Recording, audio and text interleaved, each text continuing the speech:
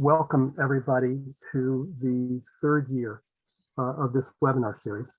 Delighted to have you here, old friends and new. I began this series in early 2020 as COVID was starting to wrap its furry arms around us. I began a series of conversations looking at COVID and climate and the relationships between them and the other big messes that we're in the midst of, and I called it The Only Way Out is Through. In early 2021, as we realized that we were in the midst of what Fernando Flores calls the pandemic era, that was not going to release its grip anytime soon, I offered the provocation that we were living between worlds, between an old world that is dying and a new world waiting or threatening to be born, depending on how you look at it, in this interstitial space, like the jelly that's in the chrysalis between caterpillar and butterfly. And asking the question is, how do we live in this? How do we live with grace and with dignity and with power in this space between worlds? And here we are again. We'll continue on that theme. My purpose in these calls is to provoke a rich conversation among us, to explore that, let that ripple through our lives. It's not to create an organization. It's not to create a project together. I know those of you who I know have your hands full with existing projects, but it's to enrich what we do and how we do it and how we stand in these times. So let me start by reading a poem, or actually I'll do a bad thing. I'm going to read a part of a poem. I'm going to read the beginning and the end of a poem by the wondrous Mary Oliver. And later I'll give you the link where you can find the whole thing, but I'll start with the first and the last couple of stanzas and see where that takes us. This is called, To Begin With, the Sweet Grass. Will the hungry ox stand in the field and not eat of the sweet grass? Will the owl bite off its own wings? Will the lark forget to lift its body in the air or forget to sing? Will the rivers run upstream? Behold, I say, behold, the reliability and the finery and the teachings of this gritty earth gift.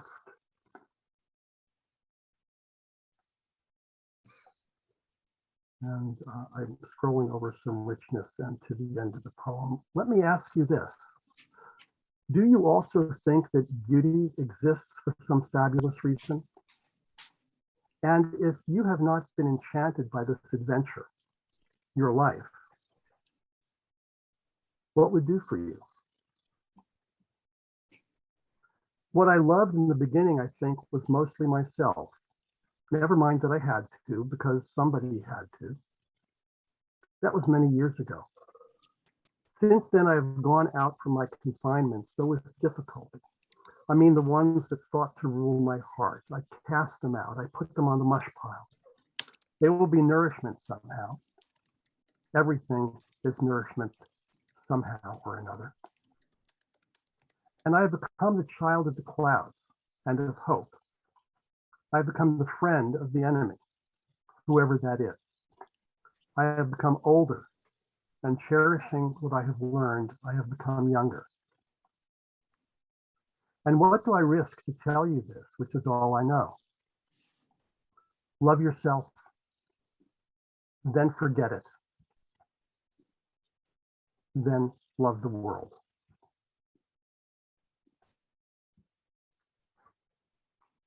So let me ask those of you who can share, by way of starting, what's your mood these days or in this moment? One or two words, and we'll take a few of you, and then we'll proceed. What's your mood? Just unmute yourself and have at it.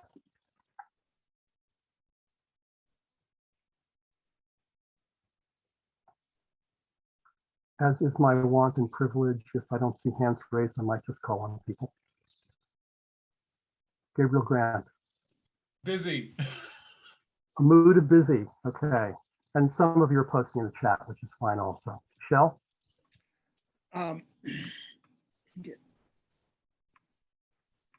Oh, I am unmuted. Okay. I'm feeling rather thrilled and validated based on a lot of readings that the Pachamama Alliance put up on optimism last week. Mhm. Good, thank you. Kevin. Bubbling up about the connections that we're having with our invite-only conference and the two marketplaces we're building. We'll come back to you later to talk more about what that is. Dawn?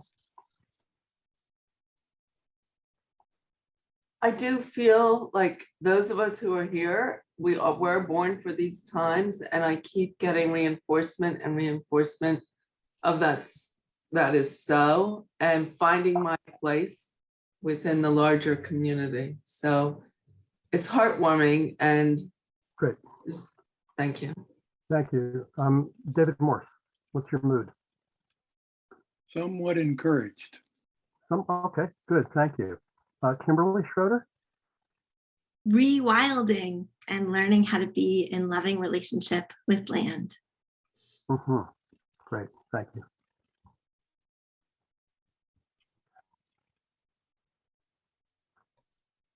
So I often start with mood. This is something I've learned from my friend Chauncey Bell, who's on the call with us here, and Fernando Flores, because that's sort of the context that we live in. That's the background that colors, shapes, filters what we're able to see,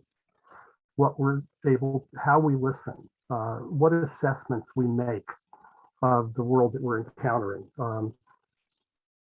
In fact, one might say that there's always an assessment behind the mood. There's always some kind of evaluation and judgment and hypothesis that shapes the mood. And looking into that can open up some degrees of freedom that can be very rich and powerful. So what I'd like to do today is start with talking about the climate crisis and what I'm thinking of lately as the ladder of change, how we engage with people who are on different rungs on the process of change, and how we engage with our judgments about them. I'm going to talk about climate crisis, but I think this is true about any of the issues or messes that we find ourselves enmeshed in. And I start there both because it's a big deal and it's because where I've spent most of my life and work. You've seen, if you're following any of the news at all, there's a growing amount of action and concern about this. There's companies that are stepping up and declaring bold climate goals, net zero by 2050 or by 2040 or by 2030. A report just came out this last week looking at the largest companies in the world and their climate commitments, and highlighted the top 25 who have impressive declarations they've made. But they found, excuse me, that for the most part, companies that had plans of how to meet those goals had plans that were inadequate, that would not meet the goals that they had declared. But it was worse than that, because most of the companies didn't have plans at all. They had bold statements that had good PR value and good recognition for the ESG investors who are playing superficially, but the guts weren't there. If you zoom out to a larger view, there's 100 companies in the world that are responsible for about 70% of global emissions. So are they the enemy? Or is the enemy those of us who are the customers? Is the enemy the deniers? Is it the laggards? Is it the leaders who are inadequate? A friend of mine, a very well-respected sustainability and regeneration consultant, says his guns are aimed much more at the people who are making statements and are not following through than they are aimed at the heavy polluters and deniers. An interesting perspective. Is their enemy the middle of the pack? How do we do with this? You can't cut off the bottom of the ladder, right? The ladder has to stand somewhere. The great late Rabbi Oliver Sacks reminded us that it's really important what wall the ladder is leaned up against. So there's that question. I think about my own evolution, and there were periods in my life when I would look back at me and now say I was at a lower rung of the ladder. I had not developed my reflection, my insight, my commitments in the ways that I have them today. It changed. And certainly change is one of the processes we're looking for here. If we damn the people on the bottom of the ladder, we're basically saying we don't expect change, and we're basically surrendering the whole project. Because the project, capital P, and the projects that we're all in depend on, have faith in the process of change in the world, that people will evolve, people will interact with each other, learn different perspectives, find different ways of interpreting and orienting to the world. And so, you know, these echo the two questions that I find myself embedded in these days. How do we learn to live together despite all of our differences and differences of interpretations in a pluralistic and unsettled world? What kind of conversations do we have with whom that contributes something into that conundrum?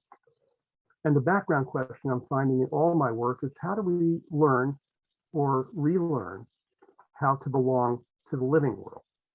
In the context of climate and sustainability, it's not how do we be less harmful to nature. It's not how do we treat nature nicer.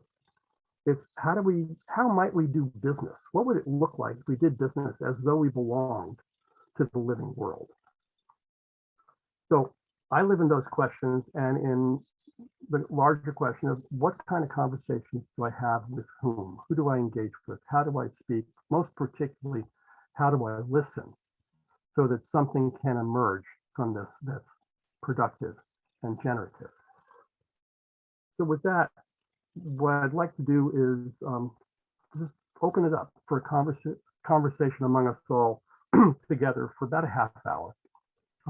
Then we'll have a poll and go into breakout for about 15 minutes to give people who may not have a chance on the big screen a chance to share and talk and hear. And then we'll come back for some more conversation together, and then we'll wrap as usual by what for me is 1:30 Pacific time, the bottom half of the second hour. Okay, Dawn? And just the protocol for folks that haven't been here before, please use the Zoom feature under reactions to raise your hand. I'll call people more or less in order that you raise your hand. Use the chat, run parallel conversations with each other, introduce yourselves if you care to, if you want to make connections with other people. That's the way to do it. We will not share out the chat, but you're welcome to save it using the three dots in the lower right corner of your screen. Dawn, go ahead, please, and then David Schumber next. I participate in two what we call Earth listening Zooms twice a week. And it's not, we really do take a meditation. Someone leads it to be so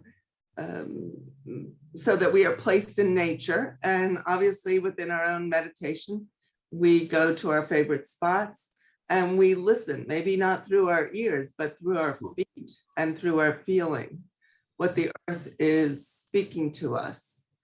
And I think that there's something very valuable for all of us in making that a presencing practice. Good. David? I wanted to speak to what I believe is an extremely important event happening in world history right now, and that is the trucker convoy in Canada and the government pushback that has resulted in the declaration of martial law. And to me, this is the becoming manifest, the hidden element of that was behind the government's pandemic response. It always had a totalitarian flair to it, I believe. And David, I'm going to interrupt you and ask you not for a speech about that, but for your reactions to the questions that I asked. Well, I just wanted to point out to everybody the significance of this event, and that I believe this is pointing out the future of whether we will have democracy that allows difference of opinions or not. So given that, how do you speak with other people in a way that engages them and moves things forward? Well, I'll tell you the first thing is that I have found that contrary to everything that I have been acculturated, I am finding really valuable insights on Fox television as regards this. Okay. I am in But again, contact with people of a right-wing persuasion that share a common understanding about what is called freedom. And that I find that really valuable. It transcends politics. okay, thank you. Who's next?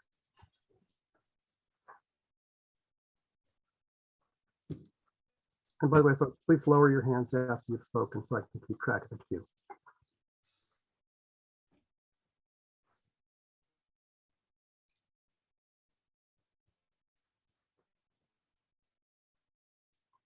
So, Jean, your hands up. Go ahead. I started a group at the beginning of the pandemic called Hunkered Down, but Keep Your Heart Open. And we're meeting for 81st week, together every 2 weeks now in Zoom. And around some subject or article that I choose to kind of highlight it this week, we're doing present day slavery, which is an extraordinary issue. The other thing is I'm starting a Bohemian dialogue group using Bohemian dialogue, which is very respectful and confined speaking and listening. I'm going to run a test of that, and then I'm considering doing public dialogue. In other words, just putting an ad in the paper and inviting people to come in and using Bohemian dialogue as a way of communicating. So how's that been for you? What's happened to you in those conversations? Well, it allows me to make sense of the world by hearing how other people see things. And it assures me, it gives me a wealth of other perspectives. And that has my perspective be more nuanced by listening to other people's perspectives. And it creates a sense of empathy and connection because we actually share what's going on in our lives, good, bad, and indifferent. So it's a feeling of love and belonging with each other, connection. Some would say, and I'm in this camp, that empathy and connection are a really critical part of the kinds of conversations that we need to have, particularly across the differences, particularly across the polarity. I don't know about the rest of you. I live in a bubble. You know, I'm in California, in the Bay Area, in Berkeley. The people I have contact with in my regular life are fairly narrow spectrum. The people I have contact with in my Zoom life is still pretty narrow, although I try to broaden it. But I've made a point and had some opportunity to get to know some folks who I would have thought of as the other supply side economist, Trump voter, who have become dear friends, still with differences, with surprising commonalities, and something out of that empathy and respect that's opened up a hole in the world. Frankly, for both of us, we've both been surprised in that conversation. Stephanie Hill, please, the floor is yours. Yeah. Hey, everybody. I'm new. First time participating. I too am in a bubble, Gil. I live in Tiburon in the Bay Area, very much a bubble. But I lead teams across the country. I have a lot of different perspectives and worldviews and political bents and whatnot. So we're trying a lot of different techniques within the organization. So appreciative inquiry, really examining vertical development, taking our leaders through leadership maturity framework and vertical development, facilitating what we call brave spaces, create forums in which people can sit in some of the discomfort and share opposing perspectives and views, but still come at it from a learning and development angle, and more. So various techniques that we're trying inside of an organization to see if we can help create those conditions. What's been your most interesting failure in doing that?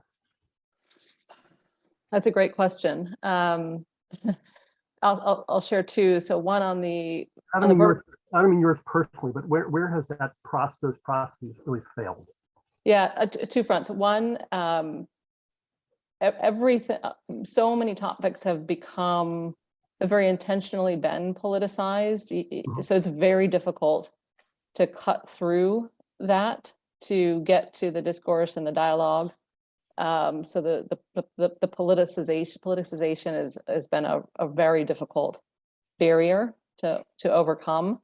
And then I think the other is just natural human tendencies and behaviors to want predictability and certainty, and just this idea of living in uncertainty and complexity and finding new ways to behave and to operate and to plan and to forecast. And it's lots of implications to a business context that are a big shift for people, leaders especially, who are used to believing that they can plan for some certain future state. Yeah, how do you plan when you can't plan? Yeah. Thanks.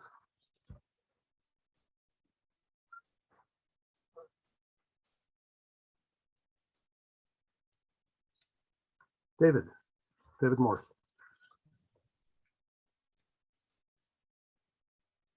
Yeah, I think starting the new year, I guess I kind of always like benchmarks. I had a meeting with my local Pachamama group. Now I'm outside the bubble. I'm in Southern Oregon, and we go kind of both directions. But our Pachamama group this past week had, I think, certainly one of our best meetings since we've been on Zoom. We haven't met in person for the long time. And it was, I think people have learned in the isolation, they've gotten a hold of themselves because everybody participated deeply when normally people have kind of gone off on their own thing. So again, I think just very encouraging. David, was that the product of some kind of insightful facilitation, or did it just emerge over time and how the group worked together? Just emerged. Yeah, we have a leader, but she doesn't have her own agenda. I mean, I think that's what made it so good.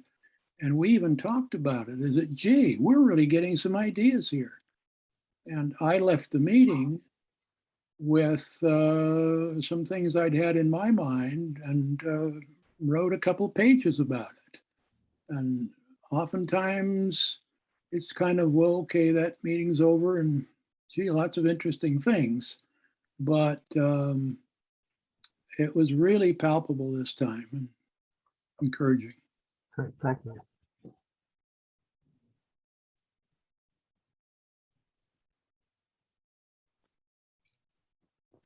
Next.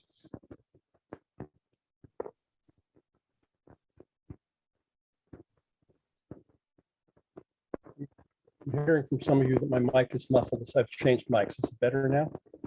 Oh, Yes, good. No. Okay. You're close, Gil. That's helping. Okay. Try it again. You need to talk. I'll talk some more. Is the mic better now? I'm seeing several enthusiastic nods, so I'm going to go with that one. Okay, thank you. All right. Gabriel, was that your hand up? A thumbs up on the mic. Go ahead.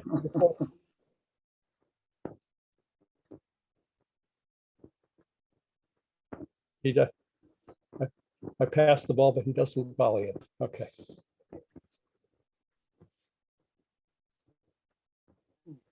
Carolyn Raffensberger. Hi there. Finding, hi, I'm Carolyn Raffensberger, and I live in a popped bubble. I live in a formerly blue state of Iowa, and we are being torn apart by conflicts over schools, over everything, everything. And what I'm finding is that the only places that we have places of grace are where we're just meeting basic physical needs. My community, 10 of us have been preparing meals for a family that we never met. They're brand new to our neighborhood. They live in the biggest house in the neighborhood. And the mother had surgery, and 10 different families have been bringing in meals for that family. And so it's been this exchange of things when we don't know each other. The second is that with the healthcare industry utterly destroyed by COVID, there's no home health care available. So I'm a caretaker for 2 people who are terribly disabled. One is my 87-year-old husband who's had a stroke, multiple strokes, cancer, and a very dear colleague who has a cancer and she's dying. And there is no home health care. And so all of these people are pitching in to do the care, and it's clumsy and exhausting, and all we have is each other. But it's cutting across the kinds of lines that normally would divide us. Thank you for that. What strikes me about that, Carolyn, is that just the gritty reality, to take that phrase from Mary Oliver, of basic care for each other, calls something different from us. I mean, if I'm sitting here watching TV and watching, whether it's Fox or MSNBC, and yelling at the screen at my abstraction of a person based on a thing they said, that's very different than being in the room with them, with food and feces and pain and just the things that have to be done, that there's no question about, that have to be done. It allows a different kind of relationship, and it maybe blocks a certain kind of pseudo relationship. I realize listening to you that a lot of what passed for relationships or encounters with people in my life are very abstracted from actually knowing each other and knowing what each other cares about. Changing somebody's diapers or giving them a shower when you're not in an intimate relationship with them changes everything. Level of trust that. Yeah, Robert Bly, the poet, used to say that nothing grows a man up so much as baby shit under the fingernails. And this all the more so. So thank you. TR Duncan, hi there. Hi, Carolyn, thank you. That is so beautiful to hear that transformation that's happening, the coming together. I grew up in that kind of environment of country people who had huge different perspectives, but all they really had to survive was each other. And so my vision of the world has been that we make it through and we respect differences and we do what needs to get done. So as COVID hit, and I'm sitting in downtown Calgary where the oil business was struggling before COVID, and the players are all very used to getting their way, and COVID has changed everything. And so the trucker convoy is causing this incredible shift as we find arms at the border to Coutts, which is stopping $43 million worth of trade every day. It's a fascinating, during COVID, I just pretty much pulled in and said, the only place I can do work is on myself right now, is loving and respecting everyone else and finding my dark spots. And I feel like I'm excited today because something's about to change. So Carolyn, thank you. You give me hope that we can finish this circle off in my life, that we come back to caring for each other. Thanks, TR.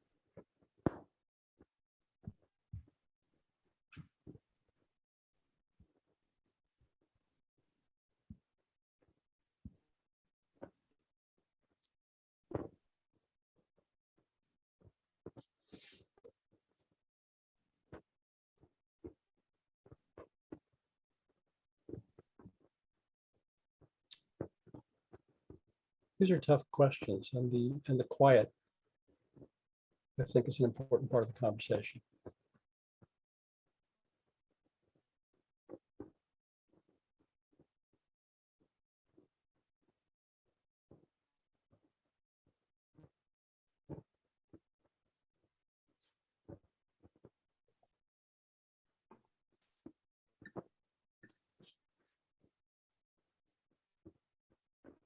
Kimberly. Hi, thank you everyone for this conversation and this opportunity to be in complexity. I'm noticing the one thing that's repeating in my life is the importance of getting to know my neighbors.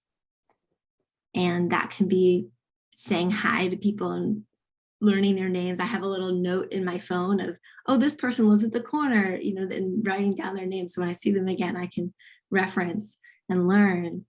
And also groups like the local Buy Nothing group, where we can exchange things that people don't need anymore, you know, maybe we do need, and meet people that way. And we have an abundance of spring onions growing in our yard. They're not native, but they're very naturalized and abundant and everywhere. We have so many of them. So I put that on the Buy Nothing group. Hey, would anyone like to come harvest some spring onions? And now we have people, adults, and bringing their kids to come help harvest, right? And we're getting to know more of our neighbors. And it's this really beautiful offering to literally nourish from the land. And that power of eating food that is grown on this land that we're on. So I hope that getting to know my neighbors can help strengthen that fabric of community and help us all feel more connected to the world around us and not just so isolated and in our own little bubbles of our houses, right? Like that we're actually part of this fabric, and we feel that more as we live and move and walk around our communities. Lovely, thank you. Kimberly, do you find that folks are more likely or less likely to have difficult conversations with each other? Or the topics that you just choose to avoid and focus on the spring onions?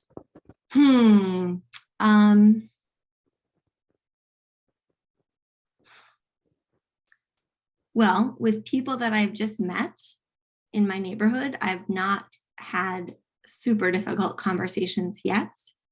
I have had difficult conversations with strangers recently around word usage. Someone I just met that we had a good conversation, and then they used the word gypped. Oh, we got gypped. And I said, oh, actually that refers to the gypsy people and can be offensive. But I said it in a way that was disconnecting, and I didn't use an I statement. And so in hindsight, I realized I could have said, oh, I used to use that word. And then I learned the history, and now I try and use a different word, right? And so I'm proud of myself that I said something, and it was disconnecting, and I'm learning how I can say it more in I statements and connection with people. So some difficult conversations that we're learning through. Good, thank you. John Duvall. That's just a thumbs up to what Kimberly just said.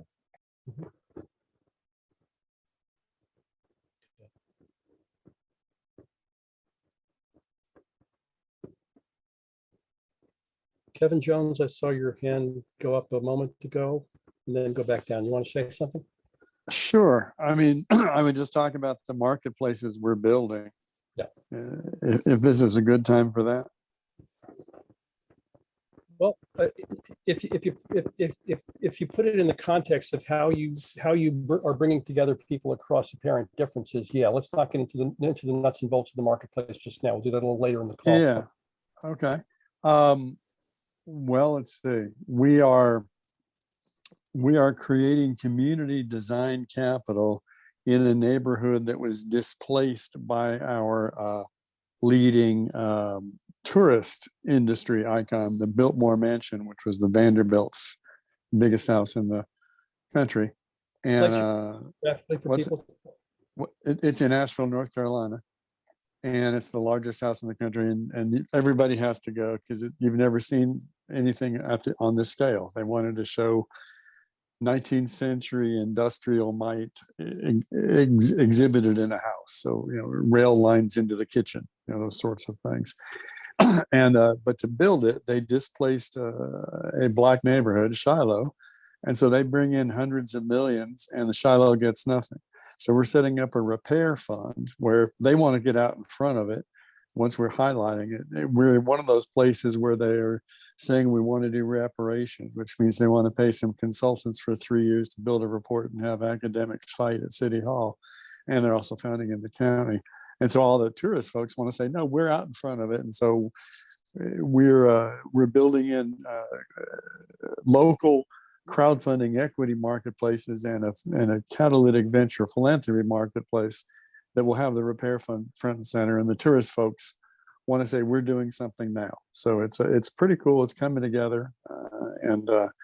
The key person to pull it together really came out of a recent listserv that Gil and I are both on, where it really erupted, and we realized, oh, I want to talk more with you and not with that guy.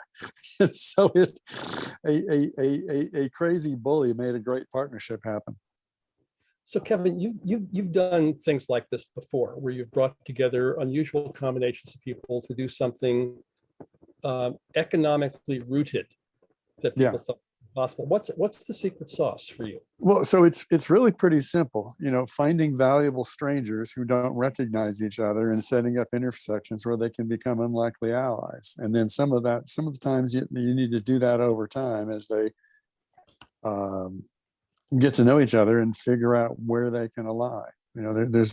So it's helping them guide to the point of one-off partnerships, and then coordination is a further step where they can take it themselves. And coordination is where markets and train tracks are, and the connections get automated. We introduce the right people, and they do the next thing. And then we have that little place where we do it, and we gather folks together. We're going to have like 150 people, at an event, which could be in 8 bubbles if we have to do it in May. But 2 parts: valuable strangers, unlikely allies. Those, start with one and get the other. Well, there's something else you haven't said, which I think is there, which is these valuable strangers and unlikely allies share some kind of concern. And it may not be the flag they're carrying or the thing that they like to talk about most or the thing they identify themselves with, but there's something in common that they can do something together about, right? And what I'm finding in the best places this has happened, they're starting to use this donut economics, is it's a way to also link the climate folks with the economic justice folks without either of them kind of having too much friction, and the fragile white climate folks not getting scared is the key thing you have to work on. You can't use words like environmental justice with a lot of these folks, but the donut gives you some way to slide it in there and they don't get afraid. There was a great thread on Twitter the other day. Let me see if I can find it real quick here. Kevin, I'm not sure this with you already, but I've lost it here. Heck.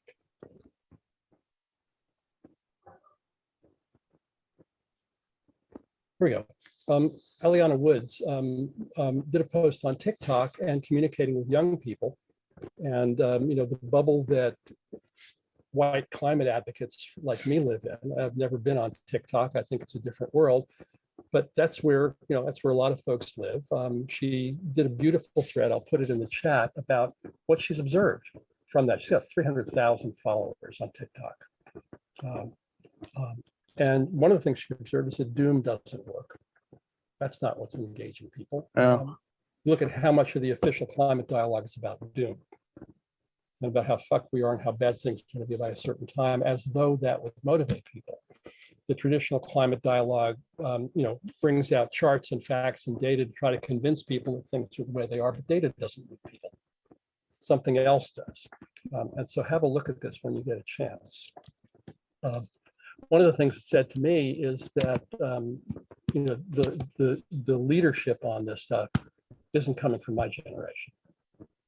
It's coming from youngsters, and maybe I can be helpful as somebody who can share a lot of experience that can help inform younger folks and give them a sense of mistakes not to make or things they weren't factoring in yet.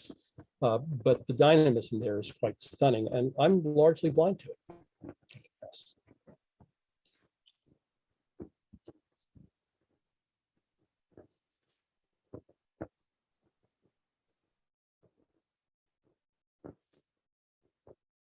Michelle, what's this provoking for you?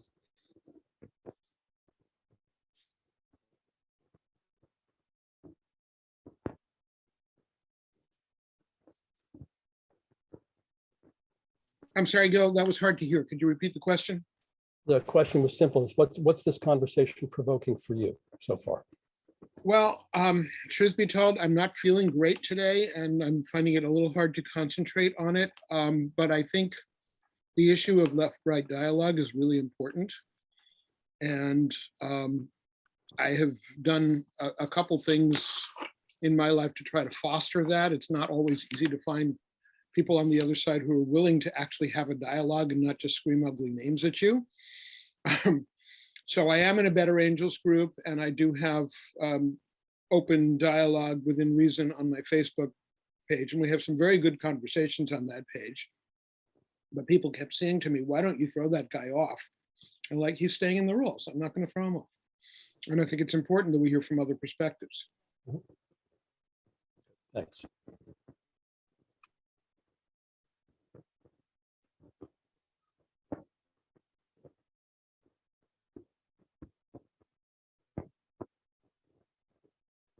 Dwight Collins, do you mind if I call on you? You spend a lot of time with people much younger than yourself and than me, who are committed, Sure. committed on these issues. What are you observing? What does this conversation illuminate, if anything, for that? Vice versa. Sure, it's very rich. I'm getting a lot out of it. I'm personally frustrated that I feel that I don't have the opportunity to get with people who think differently as much. For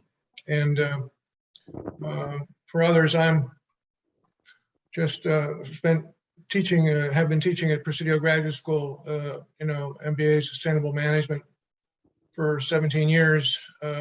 Recently stepped down from that, and I'm working now with other colleagues to try to spread the notion of the way we teach triple bottom line and in terms of sustainable management to other MBA programs who might be interested in transformation in our direction. And so I'm in a big bubble no matter where I look.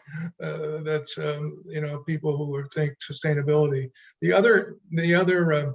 But indeed, I'm grateful that if there's to be sort of part of what I think of as the solution, if it could ever to gain traction, to transform business. And because Presidio does have 2,000 graduates who are doing wonderful things relative to sustainable business, but it's not anywhere near critical mass, of course. The other thing that closer to the notion of crossing boundaries is that I worked at Exxon, believe it or not, 40 years ago, when we barely knew what greenhouse gases were. And a few months ago, I was invited by a close friend who I've stayed in touch with from that group that I worked in, the Operations Research Group, who invited me to give a talk to a group of 50 Exxon annuitants on sustainable, what is sustainable business? And I was very conflicted in deciding whether to respond, to accept the invitation, because I'm so ashamed of the company for all the reasons we know. And I ended up accepting it, and I had a lot of good things to say, of course, because of my experience at school working with many different companies who are all striving to be more sustainable. So that's again the big bubble that I'm trying to expand, and with some success over the years. But I felt I had to say something about them and their industry, and so I had help from a colleague at Presidio who happens to come out of the oil and gas industry as a sustainability person, and so I could help get my facts right. So in a few words, I ended up going to the Exxon's website and putting in a few charts, their story about what they have been doing and what they plan to do, of course, and what they have been doing in terms of greenhouse gases is nothing. And what they plan to do, they say they have plans to do something more substantive, which isn't very credible. The other thing I did was I did go to 4 or 5 more rating organizations that are rating the oil majors, and what they're trying to do is there's success in, quote, being part of a low carbon solution, how successful or not successful they've been. And of course, Exxon was near the bottom of the pack in all cases. Last year, their operations have put out as much greenhouse gas as the entire country of Canada. So I got through that, and I urged them to, the key point was how to say something that wouldn't drive them all away and have it be a constructive conversation. And these are engineers and finance people who are retired. And basically, I urged them all to tell their company to get it together and do something substantive. I mean, and that's what I did. And I had no negative feedback from my audience, which I felt good about. I wish I could have been more effective somehow, but indeed, I felt like it was the most I could do. And they seemed to find my facts interesting. And I'm just sure there's a number of them who feel that their company needs to be doing more. So there you go. Well, you know, to my mind, their company needs to be doing not just more, but needs to be doing completely different. And this is one of the biggest challenges of change, of what do you do when your identity is bound up with the way that you've been doing things. In this case, identity psychologically, but also identity financially. Right. We have a colleague who has moved to Houston and has taken on as her mission the oil and gas industry. And a few months ago, had the first gathering, an invitational gathering of all the sustainability officers from, I think it was about 30 or 40 companies, who came and were enthusiastic at the chance to talk with each other. People in a strange position, you know, advocates from within in a very difficult climate. You know, so what do? Do we shut them down? If you shut them down, how fast do you shut them down? How do you transition out of it? Yeah.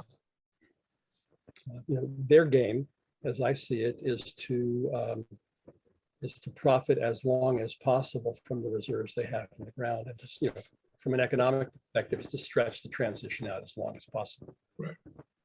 Other perspective, from a living systems perspective, says do the transition as quickly as possible. In between that, there's this worldwide conversation going on, hundreds of trillions of dollars being moved around, lots of pronouncements, lots of posturing, some incredible innovation and progress. And, you know, and obviously a very superficial version of it on the cable news. Yeah. The smallest, just another quick word, the company, the oil company that was at the top of most of those ratings was a small Finnish company, 1/10 the size of Exxon, Finnish company, right, from Finland, the best company in the world. It's doing something about greenhouse gases. And they were at the top because they have managed to convert 35% of their capacity to biofuels. Okay. And so, and going back to your original point, Gil, and asking me the question, we continue to have, our students are continue to come to our school. I wish the classes were growing in size, but they're not. But they're values-based students, and I just wish them, they're in such a minority, but they're steadfast to their values, and our program is giving them a skill set to do something in terms of changing business. And I just am so, I don't envy their situations, what they got stacked against them, but it's not stopping them. It's a bit, it's inspirational to me that they're still coming to the school and they're still still slammed into the going at it to make the world a different place. I do envy their conversations. So I thank you for helping those things happen. I envy that they have the opportunity to have this kind of conversation with people who may not be thinking about these things, at least not in the same way that they are. So it's rich territory. I've got Shell and Dawn, and then I want to take us into breakouts. Shell, please unmute. It's weird. I was not muted before when I thought I was, and now I was muted when I thought I wasn't. I am pasting a link in the chat to a Boston Globe article, and they have very annoying firewalls, so you might not be able to read it. But this was about an environmental activist pair that went after a utility to cooperate with them, and they now go around to utilities in Massachusetts, helping them convert people to heat pumps and other green technologies, recognizing that they're going to make a profit on it. But the question of whether we attack the utilities or partner with them is, I think, very situational. But since they do have skin in the game, and they want to make a profit, and they are going to continue pushing fossil fuels as long as they see that as the only way to profit, I think it's worth exploring. So I'm going to hit send on that, and you can all have it. Okay, thank you. Dawn. I want to offer, for those of you in university settings and other kinds of settings, to perhaps consider having grief forums for the executives of the oil and fossil fuel companies, because they're in denial. It's not that they don't know, but they don't have the emotional capacity to recognize if someone's done their whole career in a certain way, to find out that it was damaging, and to suddenly give them a place to have that emotional response and declare them to do no harm would be a great service. Dawn, do you know anywhere where that's been done? No, I know where grief circles are done. There are people who are holding grief circles, but not necessarily in institutions or corporations. Do you have a sense of how you might invite a fossil fuel CEO into one of those? Well, that you have some kind of, collaborative meeting in some form or fashion, or maybe it just has to be internal, the top executives in an organization. I think it could be framed in somehow, like, to meet today's needs, or they're hearing, they're not, they don't have their heads in the ground, they have their tools in the ground, but they know what's going on. They're just caught in a system, and they're just as caught as all of us looking at the system. And I just think that there would be a way to start to use the framework of do no harm in your everyday living. Things will shift. It's like living into the question, how do I do no harm? There's a great example, Ray Anderson of Interface Carpet Company, that was international. He turned his entire organization around. Manufacturing carpet uses so many resources, and he just inspired all of his employees to see how can we, do no waste. Now, he has since passed away. I hope the company is continuing on that path, but there are examples out there. Companies doing interesting work. Ray interestingly started by declaring himself to be a criminal. Realized that his grandchildren would likely hate him for what he had done, and confessed he's a criminal, and committed to turning that around, and spent most of the last 15 years of his life talking with other CEOs. And that may be where the invitation comes from, the valuable strangers that Kevin was talking about. Felix and Kevin. The conversation about how to reach people who are, bad actors, really interesting. About 10 years ago, I wrote an article in the Houston Chronicle that appeared one Sunday morning saying, what would happen if oil executives came down to breakfast one morning and their families said to them, "You're destroying our world," their spouse and their kids. And I've been thinking a lot about that recently, and even more. And actually, Kimberly and I are working on a project that is kind of a last chance idea of reaching 3 retiring Republican senators to think about their legacy and cross over the line and support a carve out for voting rights. And we're looking at organizing their communities, their hometowns, maybe the high schools where they're connected. And so I think that, you know, I have a little hope that somehow the personal connection can reach people to find their soul somewhere in them. Yeah, I think of Lysistrata from time to time, and one of my favorite environmental change stories in business from a friend of mine who knew the gentleman. The CEO came to visit his grandchildren one weekend, as he often did, and came in happy with presents, and the grandkids just stayed on the other side of the room, didn't come over and hug him like they usually did. And he sat down and patted his lap, said, "Come sit in Grandpa's lap," and they said no.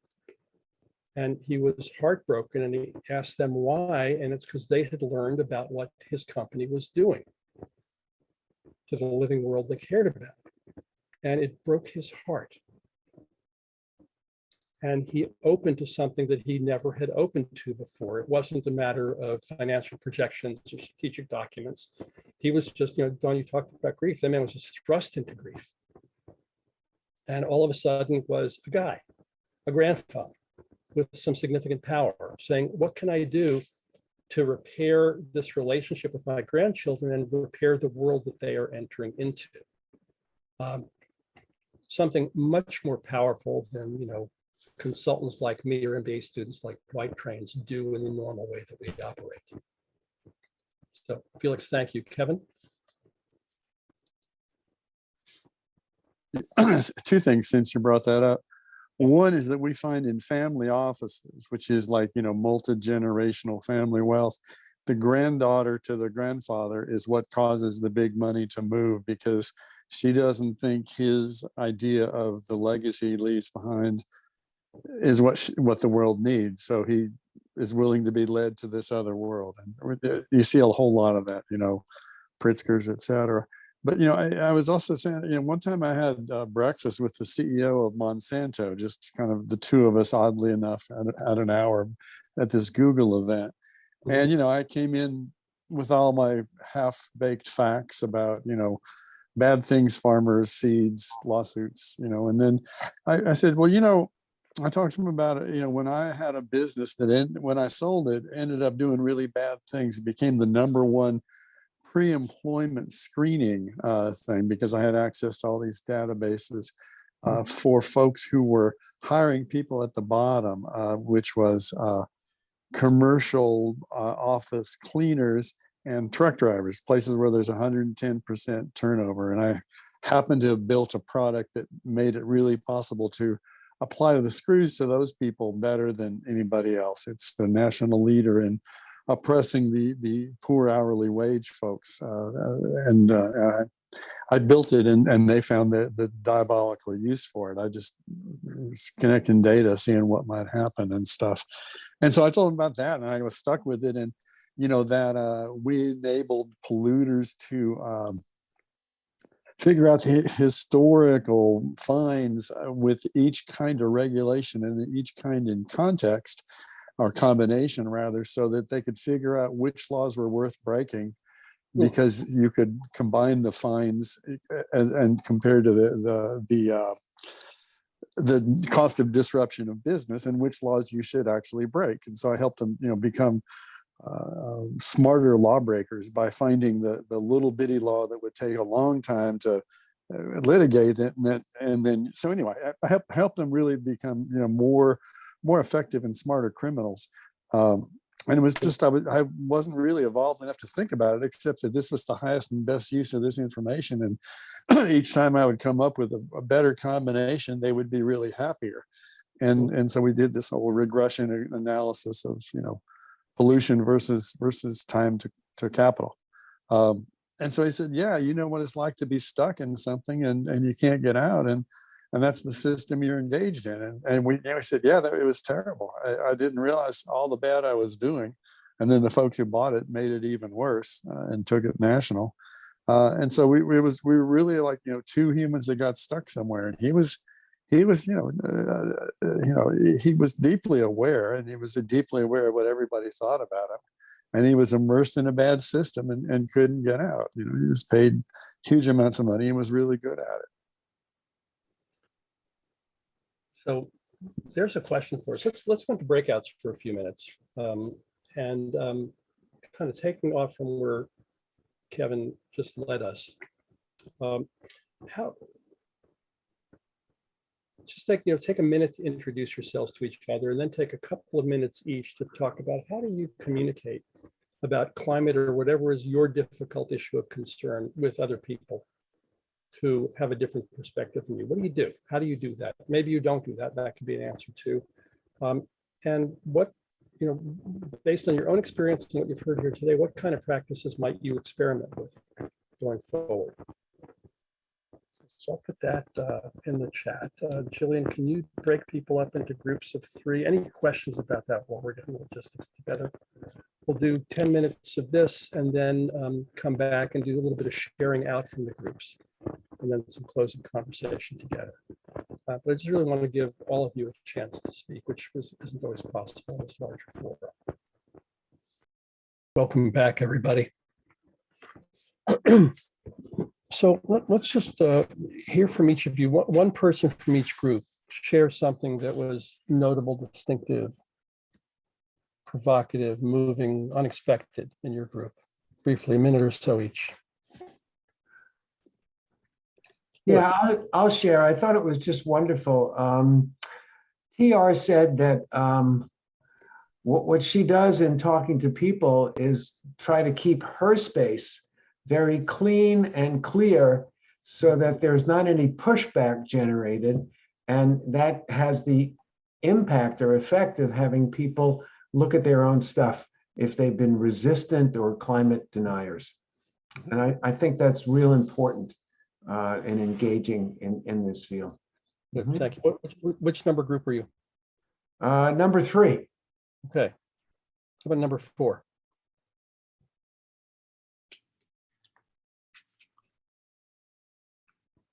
Or number 2?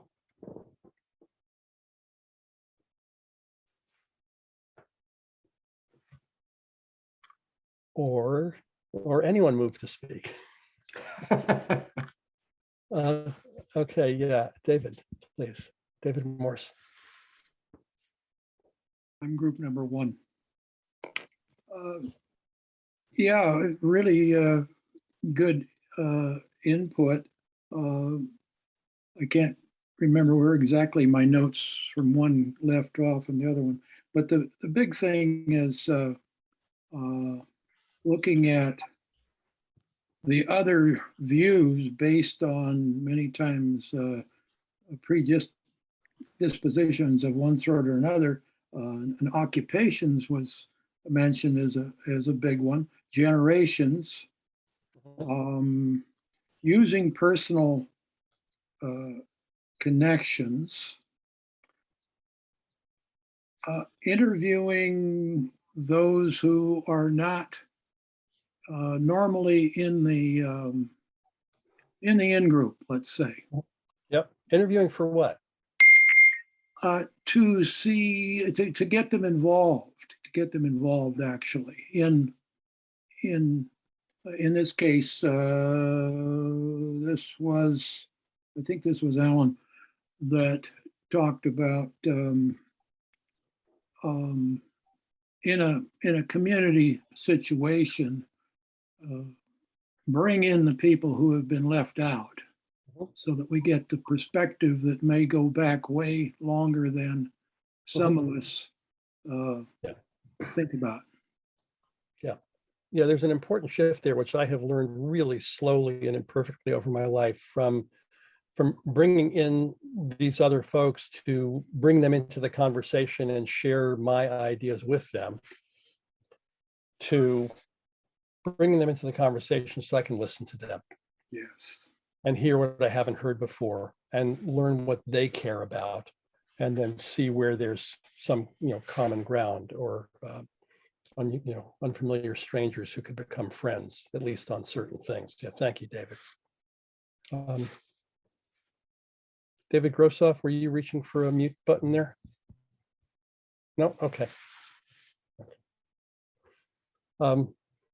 I popped in and out of some of the rooms, but and didn't hear continuity, but I heard something that TR said in that group, that she listened on the theme of listening. She listens for the base values, the core values that people are holding, really listens for that, and then from there builds trust over time, recognizing it does take time to build trust. It takes relationship to build trust. And for me, what's one of the huge challenges that we live in right now is with a shredded social fabric, and with an atomized world, and worse with the pandemic isolation. We're starved for those kind of interactions, building trust over time in daily life, in sharing the green onions, in doing the care for the infirm neighbors, or the things that are just part of traditional ancient humanity that sometimes feel very far away from us. Jane Bird said something on another call we were on this morning. See if I can find it here. Jane, are you there? Do you want to say that thing about Neville and self-knowledge, or should I find my notes and read it?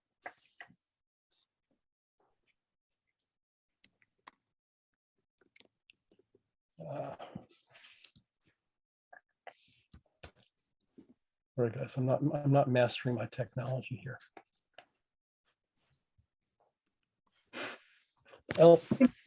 Can you remind me more what it was?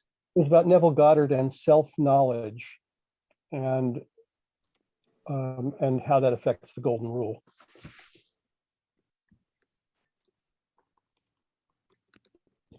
Well, here you go. I got the He said notes. self-acceptance is at the core of the moral challenge of existence. And he was talking about it. We have to grow our ability to know ourselves. To know the tangle of conversations that occur in us that are virtually subconscious, what we would call subconscious.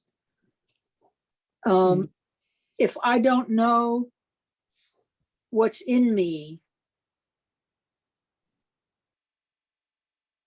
it's all too easy to project onto another person what I can't find in myself, what I can't see in myself, what I cannot accept in myself. So projecting that onto other people produces a lot of dilemmas in the world. And the way that I heard that is that it makes a mess of the golden rule, because if I'm going to do unto you what I would have you do unto me, and I don't know me, and I don't know this tangle of who is me, what is it that I'm asking of you? And what parts of me am I projecting on you and assuming that I know about you without getting to know you? Thank you, Gil. That finished the thought. Yes, thank you. Thank you for that. We're just about at time. George, is it brief? Yeah. The projection will be the shadow. Mm-hmm. Right. So that's what you don't acknowledge is what can kill you. And so you project that up onto somebody else. So it's the worst part of yourself that you project upon others. Yeah. And I think the only way through that is to accept that we don't know ourselves and we don't know the others, and be curious and be open and listen. Again, for me, the context for this conversation, really for everything that I'm in these days, is how do we learn to live together in an unsettled, pluralistic world with very different people, with very different stories, but just maybe shared concerns. And how do we learn or relearn to belong to a living world, which is that's my sustainability question these days. Let me finish with one other great woman poet, And then we'll close the call. Do take this moment to save the chat if you want to have any of it. We'll send you a link to the recording and a survey in pretty short order. This is from the great Patti Smith. I believe that this planet, hasn't seen its golden age. Everybody says it's finished. Art's finished. Rock and roll is dead. God is dead. Fuck that. This is my chance in the world. I didn't live back in Mesopotamia. I wasn't there in the Garden of Eden. I wasn't there with Emperor Han. I'm here right now, and I want now to be the golden age. If only each generation would realize that the time for greatness is right now when they're alive. The time to flower is now. Thank you all for being with us today. I appreciate your friendship and participation and the work you do in the world very much. I'll see you next month. Bye-bye.